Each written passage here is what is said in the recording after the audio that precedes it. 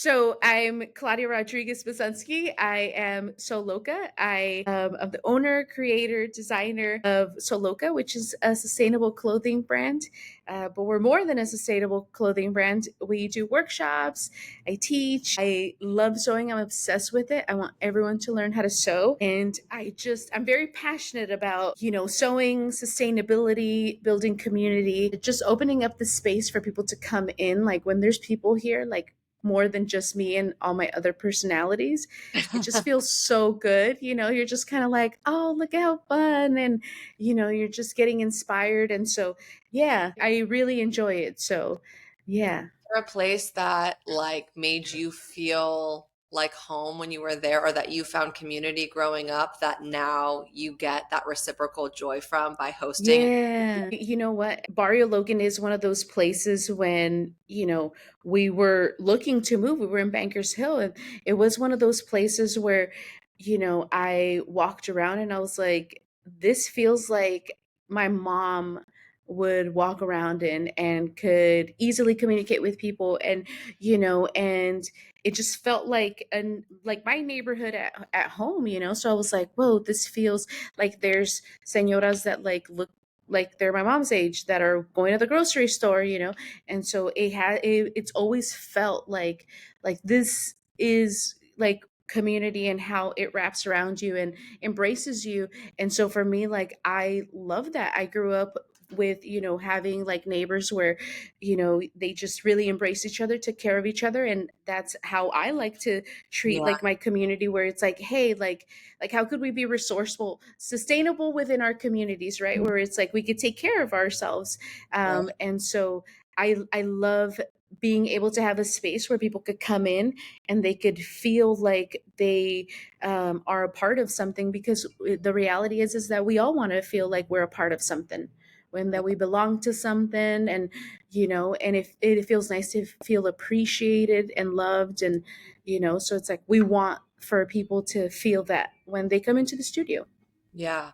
And how long has your shop been in Barrio? And I want to talk more about the evolving Yeah. nature of the community. Yeah, so we've been in this space for 5 years. We were Okay. in the alley for a year, and we just signed a 5-year lease again. We re-signed a Wow. 5-year lease, yeah. Yeah.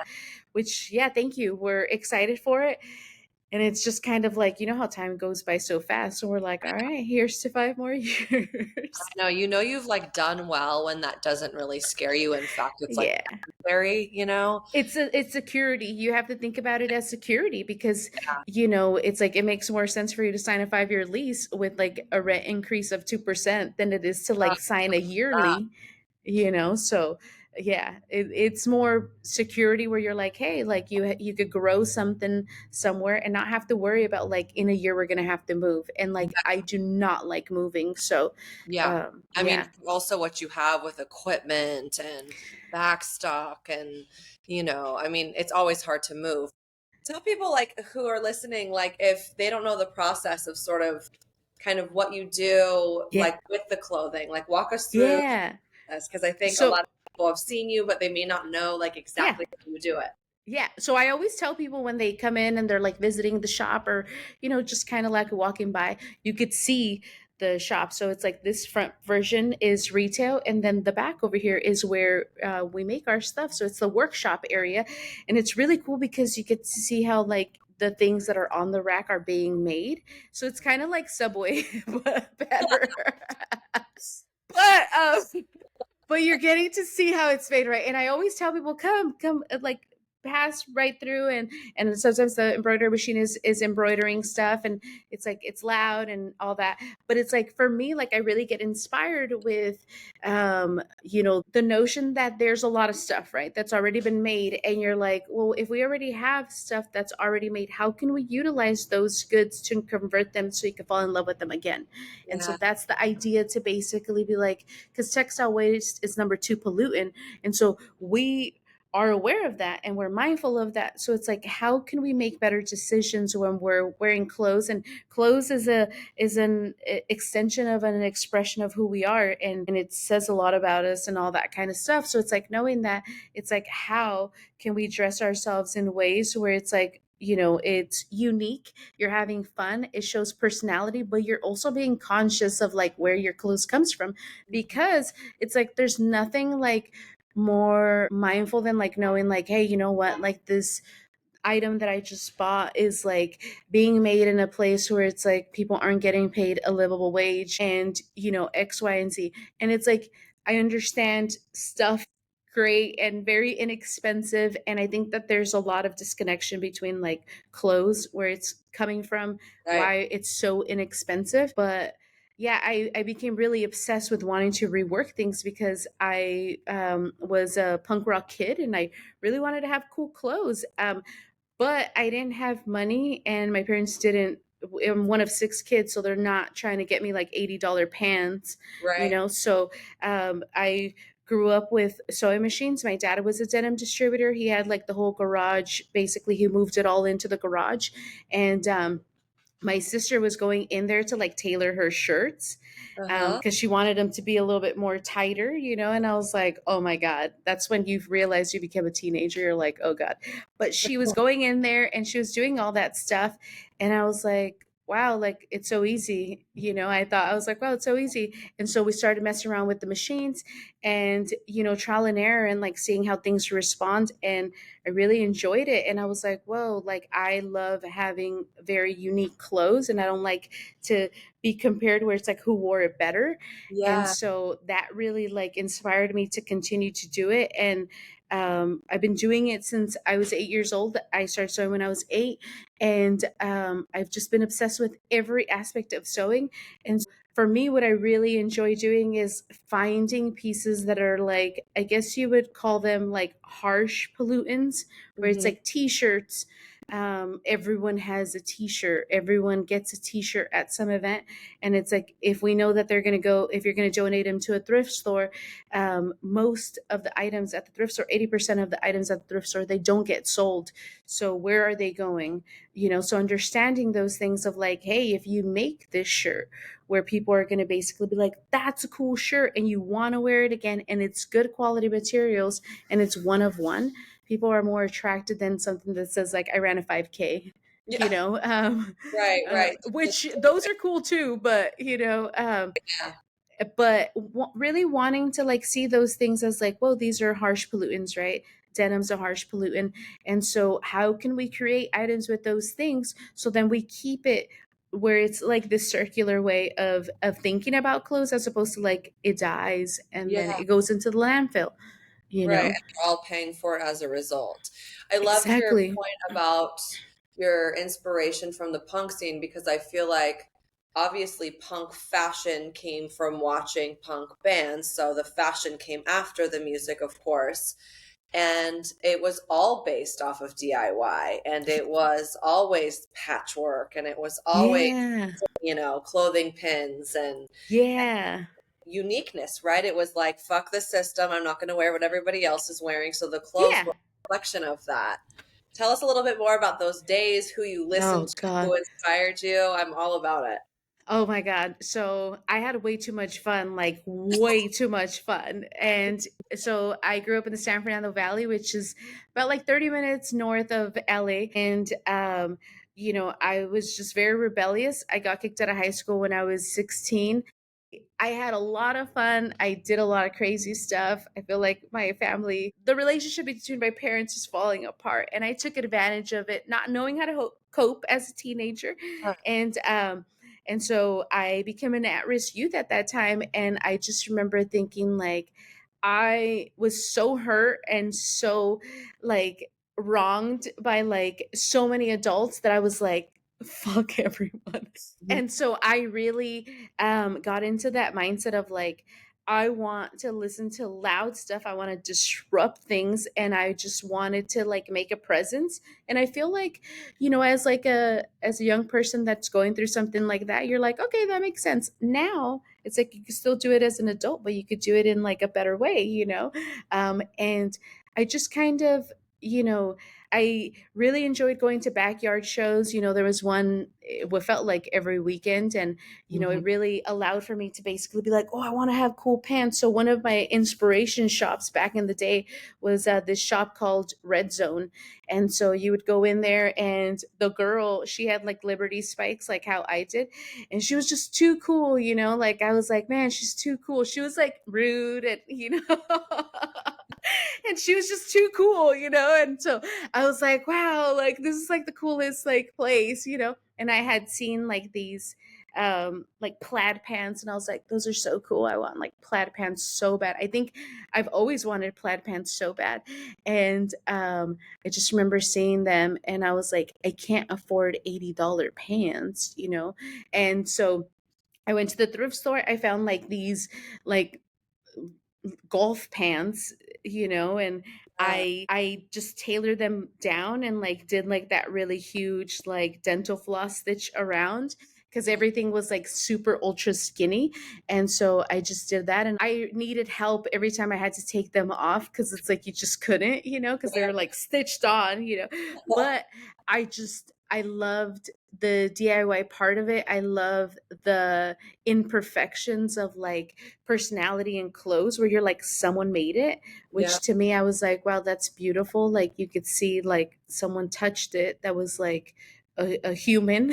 And I Yeah. mean, other humans are touching fabric too, but it was more of like this meditative kind of feeling. And I was at the time still really good at sewing, and so I was sewing all the back patches to like all my friends, and it was a really fun time. I had all the crazy hair colors, I just, yeah, it was a really fun time. And I just, What do you yeah. shifted in you?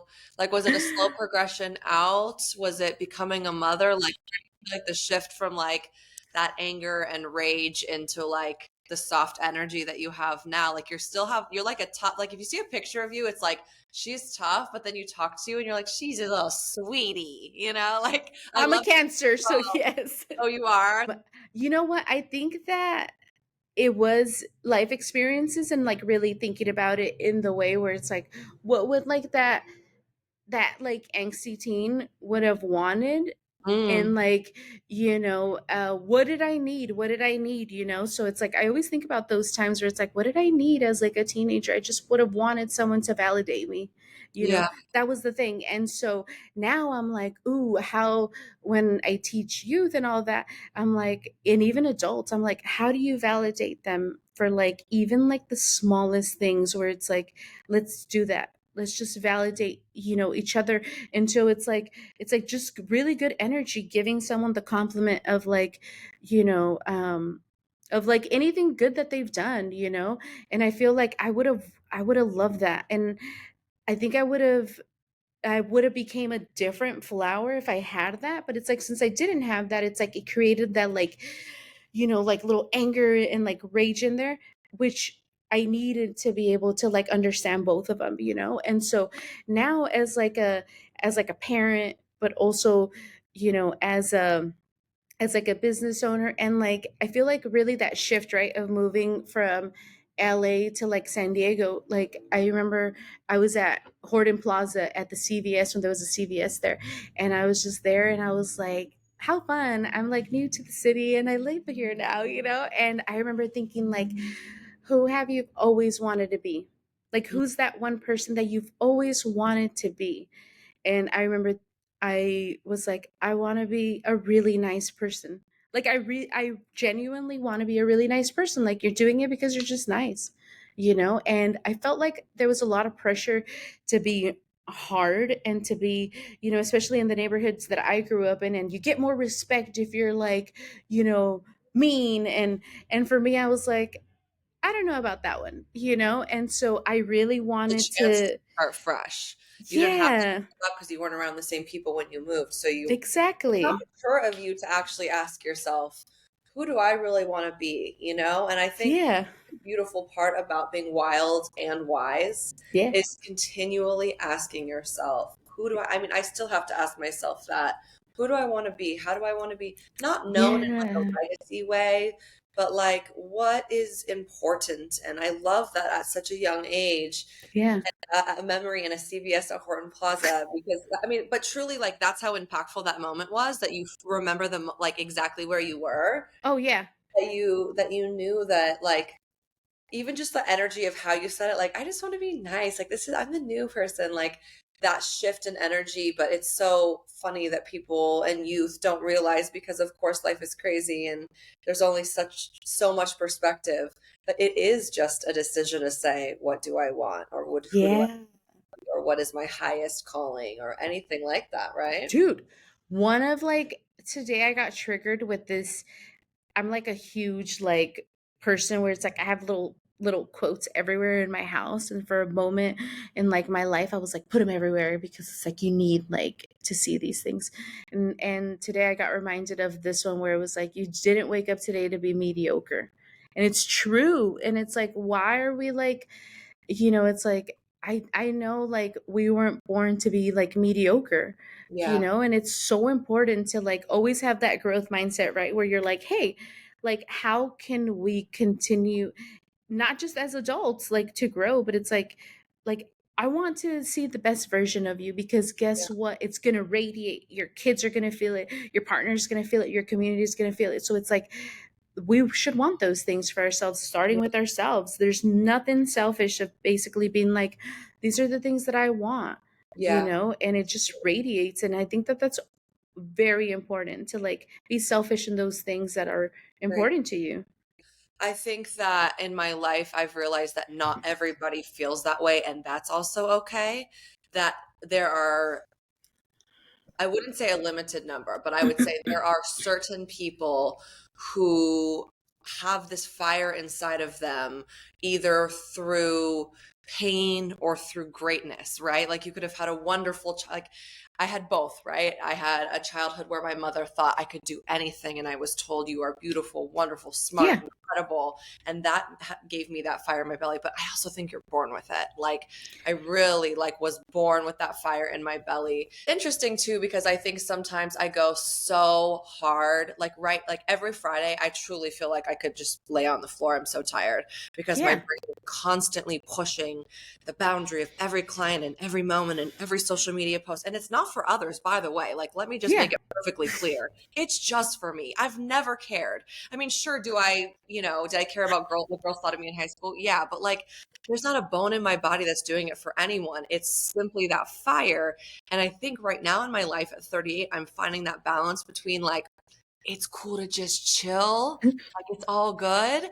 And like that fire that's gotten me so far to this point that has so much more to do still. Yeah. Like I feel like I've only scratched the surface, that's constantly seeking sort of the anti-mediocrity, the calling, the change, the Yes. evolution. And I'm in this place right now where I'm hearing this voice often just being like, just wait, it will come. Like Yes. deep breath. And that's really hard to do, especially as a woman, because we have something else to prove. Like we got to It try twice as hard. Yeah, and you know what? It's really interesting because this has been a constant conversation that I've been having where it's like as creatives like that hustle that you've been doing this for like who knows how long, and then it's like you're finally seeing like fruits of your labor and you're just kind of like, whoa, like finally. And so it's like, and now you got to think about that other thing and then finally seeing like that. And so it is like a very interesting time where it's like I feel like so many farmers are waiting for their crops to kind of like bloom, and I feel like I'm always in that space of like, you know because I do sometimes feel where I'm like, whoa, I'm working so hard, and is the reward like big enough, and you're just kind of Yeah. like, I whoa, mean, is it? right. Like sometimes I don't actually know what that goal is. Like I think there was always a goal and then I got to it. There was another big goal and I got to it. Yeah. That I didn't really know. It's not like I had like a great, I mean, unfortunately, I just haven't had like a mentor to be like, here's where you can be in 5 years, or like, let's sit down and goal it out. Like, what does it look like? So now, just like you said, I feel like I'm grinding like really hard with only the faith that the universe will take me to where the next step is. And that's not necessarily like methodical. Like, that's not like I'm extra right story. I'm right there with you, and it's so this is exactly what I needed today. Oh, Okay. So it's so crazy because I just had this exact same conversation with another creative, and we were talking about like being delusional. You yes. have to be delusional, Yes. Can or we like title of this podcast the Delulu Millennial Creatives? for reals. They're like, wow, there's a lot of delusional people.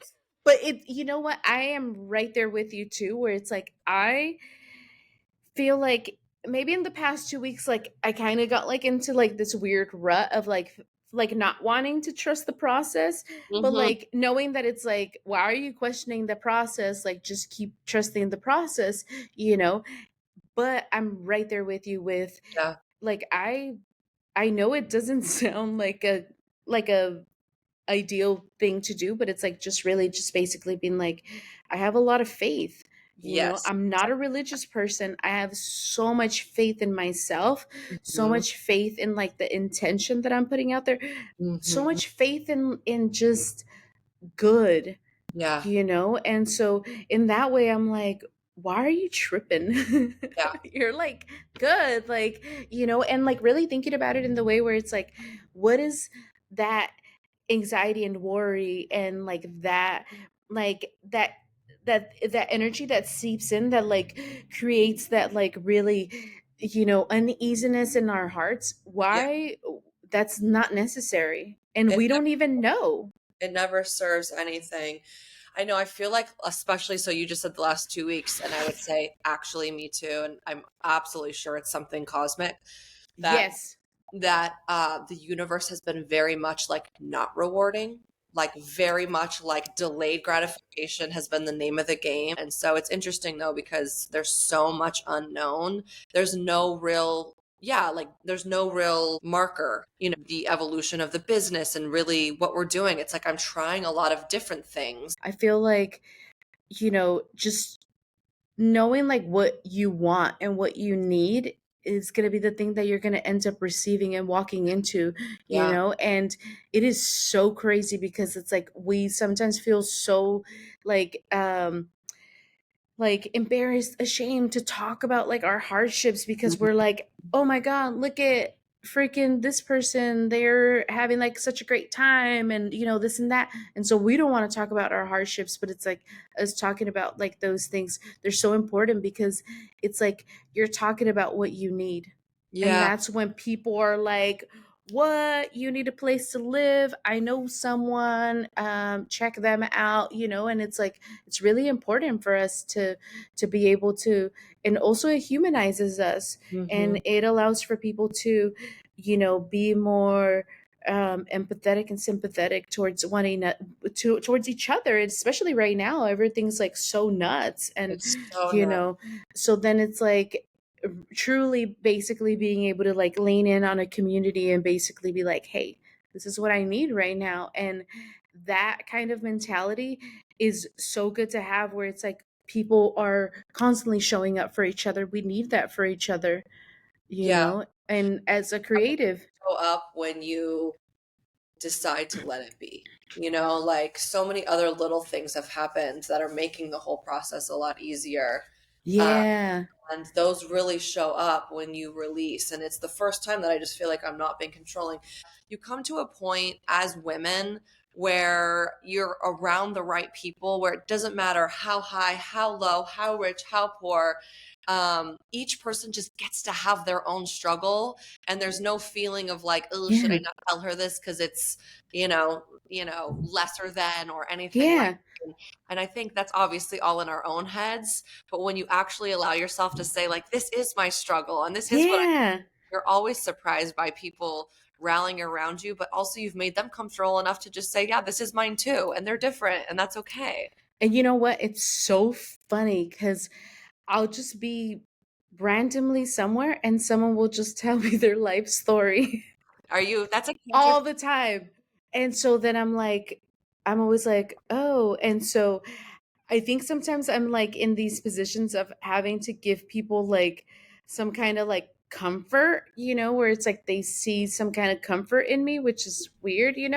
But I'm always like very humbling for that experience, where someone feels so comfortable to tell you like what they're going through, which is it's hard. It's hard to basically be like, this is what I'm going through, and how sometimes people don't even want advice. They just want Yeah. you to listen to them and basically be like, dude, it's gonna be good. Like, don't worry about it, which is easier said than done.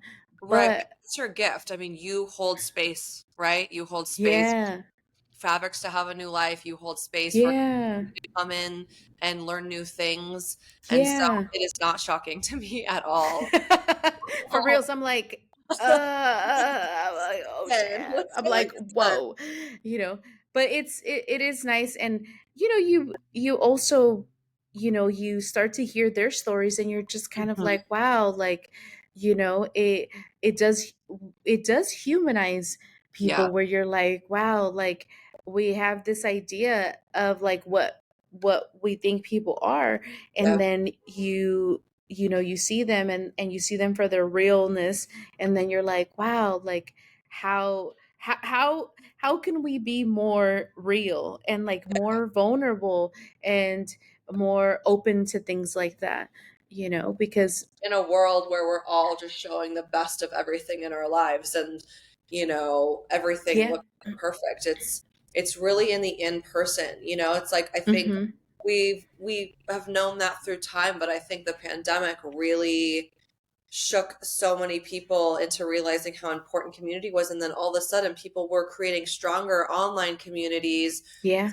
Zooms and classes and keeping businesses alive and coming together, Mhm. feeding people and all of that than we ever took care of our people before that. And I continue to do work here in San Diego that hopefully keeps that in-person community building feeling Mhm. alive, as do you, which is why I wanted to Yeah. do today, because I just Thank you. admire your sort of nonstop nature I know. of being, like a legend. I think you're like a Thank legend you. community builder in San Diego. Thank you. You know what? It's really um kind of like I'm like, because I'm not from here, so it's like one Right. of those things where I'm like, I've only been here for 13 years. Mhm. And so for me, I'm like, I love San Diego. Like, I feel like it's a place that I grew up as an adult, where Right. I'm like, wow, because it's like I was already an adult when I got here, but I felt like I really grew up, like I matured, I It became, made you who you are. it made me who I am, and like LA fucking hardened me up, and like, and then San Diego was like, you just have to exist in this realm. And I was Yeah. like, thank That's you. how I describe Thank you. my best Yeah. friend from Chicago. So I lived in Chicago for 10 years, almost 10 years. And my best friend from Chicago, she's, drop dead gorgeous, but Italian and tough and all this shit. So she moved to LA and I'm like, it's not my jam. No hating on LA, but like, it's just not my jam. Yeah. And it's tough and it's a little soul sucking. And so when she went there, she's still like a sweet angel in her heart.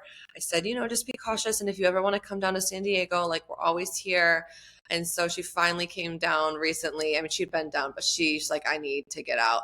And she came down, and I said, like, why don't you just move here? And she's like, it's just like boring. And I go, no, that's the mistake people make. I go, it's not boring, it's soft.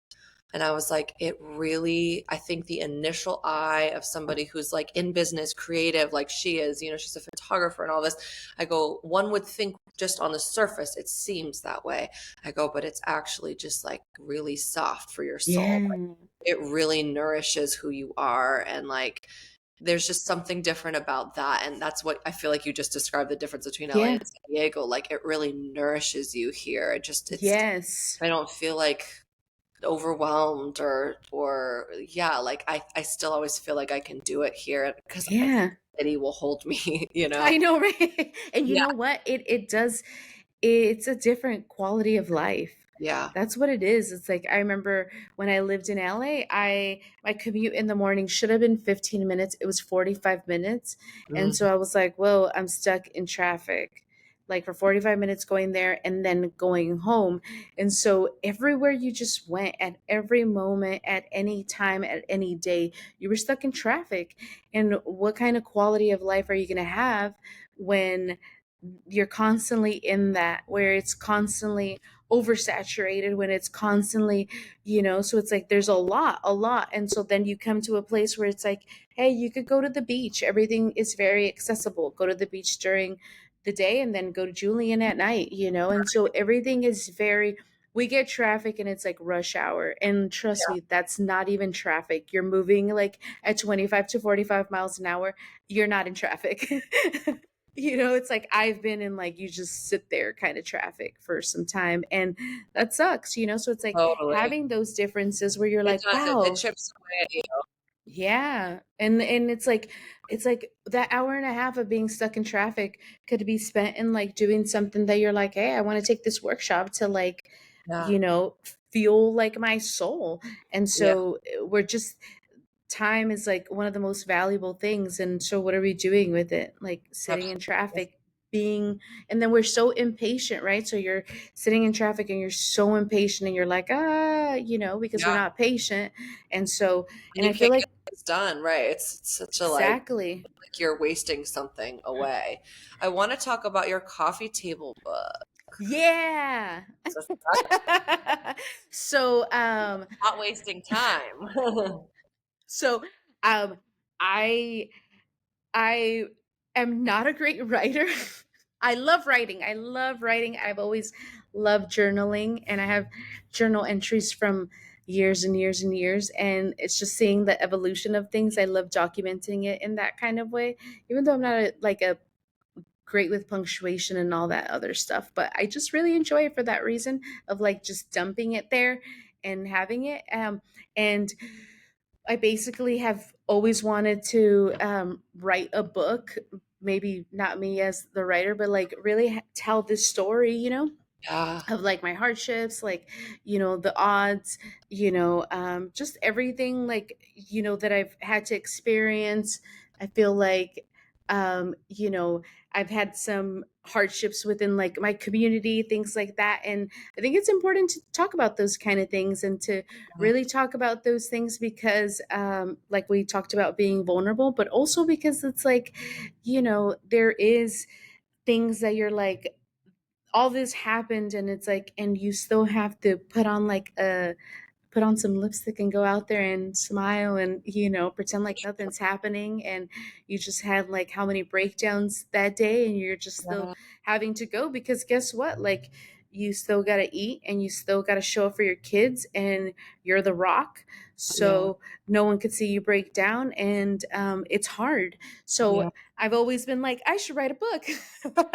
Yeah. And so I've basically been having like these really cool, fun, creative conversations between me, Manny, Vito, our friend, and Stacy Edelstein. And we were like, she just had helped publish the Places We Love book. Oh, And I was like, I just love that book. And so I have a lot of really cool friends that have pictures in that book. So I was like, wow. And it's just so great, and it's like every time I go to like back home, I'm like, I brought this book. They're like, okay. And so, but it's cool. It's such a visually, like, aesthetically, let's have a moment for Stacey yeah, Edelstein, she's so awesome. human being, and Yeah. just everything in that book. Yeah, I had a few friends in there too, and yeah, so that's exciting that you have that in Yeah. your community, right? Where you're like, I have this idea, I'm good at this. Who else has got me? Yeah. And so we've just kind of like been, kind of brainstorming and kind of, we want for, since it is like a collaborative effort, I'm like, I want to like have everyone win, right? And so it's like, how can we make this book like broad enough for like for any audience to be able to like look at it and be inspired, motivated, anything, like we're just, if it has like something in your heart, Yeah. and so we want to create like this coffee table book where it's 20 jackets. They're all dedication pieces, and they're not just jackets. There's also accessories and creations that we're creating for as dedication pieces. And for me, like there's one dedication where I think he's still alive. It was my upholstery teacher, and he was, such a crucial, important part in like my design and creativity of like being able to see something and transform it into like something else where you're like, a couch cushion is also a handbag, and basically being like, how, and so him being able to like, just switch my mind to where I was like, whoa, when I was just basically going to school for furniture design.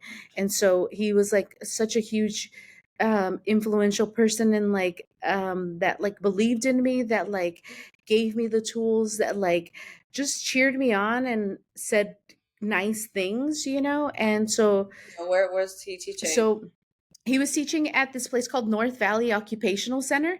And Huh. so when they did all the arts layoffs, he ended up getting laid off.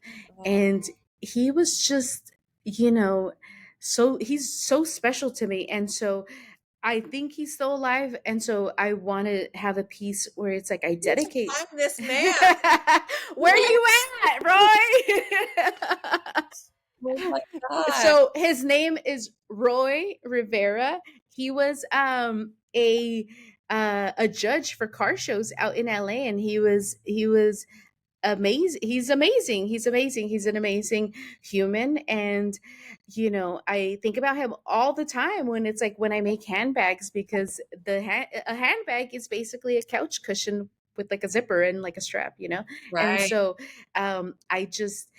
I am so inspired by these stories of like people that have impacted my life, and so it's like how can I thank them by creating like something that is so, that takes so much time. And I get lost, like I'm telling you, I get so lost in like the design process of like, I know this is gonna add 3 hours to it, but it's gonna be beautiful, and so it's like I love the details and all that kind of stuff, and not being mediocre. I want someone to know that someone made this, and So in so the book, are you going to talk about not only life, hardships, inspiration, but also the process and things like that? yes. So we really wanted to basically do like a small intro of like who I am, like why Yeah. I decided to do this, and then really talk about have the process work where it's like there's sketches, but also like fabric swatches, like how it goes from like a vision to like the creation of it, and Yeah. then really having like the story behind it, like, hey, like this piece is dedicated to this person, and tying in like a story behind it, and hopefully like motivating people and inspiring them to like, where it's like this is a teacher that like I'm still talking about after years and years and years, so it's like how can we show more appreciation for our teachers, how can, all those kind of things. And so really This seems wanting to. like your, sorry to interrupt you, but like No, you're fine. your community work and like having people in the space is such a reflection of that, like the impact that was had on you, you're now having on others. Yeah. And we're so grateful that you talked to us today, because I think that Yeah. you are such an impactful human being, and learning more Thank about you. your approach to life and the way you think today was just really special. I really, Thank really, you.